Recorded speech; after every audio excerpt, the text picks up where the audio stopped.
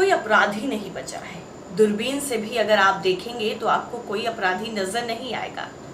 ये कहना है उत्तर प्रदेश के योगी आदित्यनाथ का, और दूरबीन वाली जो बात है वो गृह मंत्री अमित शाह कर चुके हैं और कह चुके हैं कि उत्तर प्रदेश में दूरबीन से भी देखने पर आपको कोई भी अपराधी नजर नहीं आएगा। योगी आदित्यनाथ ने तो साफ तौर पर कह दिया कि अगर उत्तर प्रदेश में रहना है तो क्राइम छोड़ना पड़ेगा या फिर अपराधी उत्तर प्रदेश छोड़ दे। लेकिन अपराधियों को उत्तर प्रदेश में अपराध करने की जरूरत ही क्या है? जब खुद बीजेपी नेता के बेटे किसी का मर्डर कर देते हैं कथित तौर पर, तो फिर बाकी अपराधियों की क्या जरूरत है उत्तर प्रदेश में? नमस्कार, मैं हूं आपके साथ सायम और आप देख रहे हैं मौलिक शक्ति। उत्तर प्रदेश की राजधानी लखनऊ में उस वक्त हड़कंप मच गया, लोग सन्न हो गए जिस वक्त ये पता चला कि केंद्रीय मंत्री कौशल किशोर के घर पर उनके बेटे के दोस्त की गोली मारकर हत्या हो गई है। और उनका बेटा तो है ही नहीं यहाँ पर, ये कहा गया कौशल किशोर की तरफ से। लेकिन सीधा और साफ तौर पर आरोप लग रहा है कौशल किशोर के बेटे पर कि उसने ही हत्या की है अपने दोस्त की। इसमें कई एंगल निकलकर सामने आ रहे हैं और ये कहा जा रहा है कि जमीनी विवाद की वजह से अपने दोस्त को गोली मारी। लेकिन जो तस्वीरें कौशल किशोर की तरफ से दिखाई गई हैं वो भी बड़े फैक्ट बताती हैं कि किस तरीके से कथित तौर पर रातों रात अपने बेटे को बाहर भेज दिया और अब उसके वहां होने का सबूत दे रहे हैं। और ये पहली बार नहीं हो रहा है जब कौशल किशोर जो हैं वो इस तरीके से सुर्खियों में आए हैं। कई बार वो ऐसी ही बातों की वजह से सुर्खियों में आ चुके हैं और बार बार इस तरीके के जो विवाद हैं वो उनसे और उनके परिवार से जुड़े हैं। अब क्या पूरा मामला है जो इस बार लखनऊ में हुआ है, चलिए आपको विस्तार से बताते हैं। दरअसल उत्तर प्रदेश के लखनऊ में केंद्रीय मंत्री कौशल किशोर के आवास पर एक युवक की गोली मारकर हत्या कर दी गई। घटना स्थल से मंत्री के बेटे के नाम की लाइसेंसी पिस्तौल तक बरामद हुई है। कहा जा रहा है कि जिसकी हत्या हुई है वो बीजेपी कार्यकर्ता था और वो मंत्री के बेटे का दोस्त भी था। पुलिस का कहना है कि मृतक की पहचान विनय श्रीवास्तव के रूप में हुई है।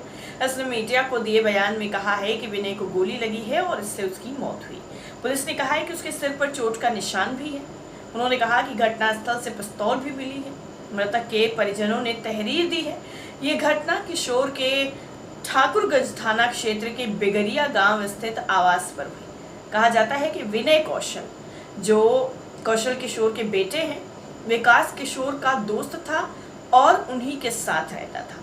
उठते सवालों के बीच केंद्रीय मंत्री ने दावा किया है कि घटना के वक्त उनका बेटा घर पर था ही नहीं, तो आखिर लाइसेंसी रिवॉल्वर क्या कर रहा था, यह बड़ा सवाल है। मंत्री किशोर ने कहा है कि पुलिस ने जांच शुरू कर दी है और ये कानून के मुताबिक आगे बढ़ेगी। एक रिपोर्ट के मुताबिक मंत्री ने कहा है कि पुलिस गहन जांच कर रही है, दोषियों को बख्शा नहीं जाएगा। घटना के वक्त विकास किशोर घर पर नहीं थे। घटना के वक्त पुलिस ने उनके दोस्तों और वहां के मौजूद लोगों को हिरासत में लिया। मृतक के शव को कब्जे में ले लिया गया है। जब विकास को इस बारे में पता चला तो वो बेहद दुखी हुए। मृतक विनय मेरे बेटे का बहुत अच्छा दोस्त था, ये जो बयान है वो कौशल किशोर की तरफ से सामने आया है। हालांकि उन्होंने पुष्टि की है कि पुलिस ने जो पिस्तौल बरामद की है वो उनके बेटे की ही है। एक रिपोर्ट के मुताबिक कौशल किशोर का कहना है कि उनका बेटा विकास इस समय दिल्ली में है और वो अपनी बीमार मां जया देवी से मिलने गया है। पश्चिमी लखनऊ के डीसीपी राहुल राज ने कहा है कि शुरुआती जांच में पता चला है कि रात में 6 लोग घर पर आए थे और इस दौरान उन्होंने खाना खाया। उन्होंने कहा कि इसी बीच गोली चली और विनय की मौत हो गई। पुलिस ने यह भी कहा है कि फोरेंसिक टीम जांच कर रही है और सीसीटीवी फुटेज की भी जांच की जा रही है।